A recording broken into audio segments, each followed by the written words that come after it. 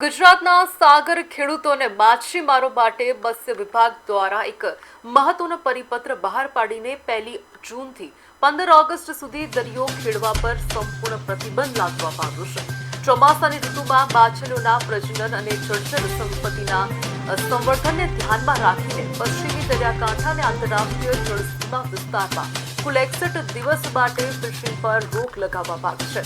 આ સમયગાળા દરમિયાન યાંત્રિક બોટો, ટ્રોલર અને ઊંડા દરિયામાં જતા જહાજને જવા પર સખ્ત મનાઈ રહેશે। દરિયાઈ જીવસૃષ્ટિની સુરક્ષા અને માછલીઓના કહી શકાય કે વંશવેલો વધારવા માટે આ વાર્ષિક પ્રતિબંધ ખૂબ જરૂરી માનવામાં આવે છે। આ સરકારી આદેશનું ચુસ્ત પાલન કરાવવા માટે પોલીસ અને મત્સ્ય વિભાગની ટીમ દરિયા પર ચાંપતી વોચ રાખશે।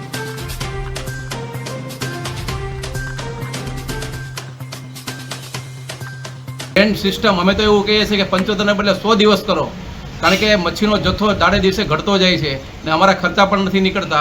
એટલે ગવર્મેન્ટને અમારી ખાસ વિનંતી છે, ગુજરાત, મહારાષ્ટ્ર અને કેન્દ્ર શાસિત પ્રદેશ સાથે 3 રાજ્યની બેઠક કરી અને બેન્ડ પીડીઆર વધારો અને ત્રણેય રાજ્યના બેન્ડ પીડીઆર એક સાથે રાખો એવી અમારી ગુજરાત ગવર્મેન્ટને વિનંતી।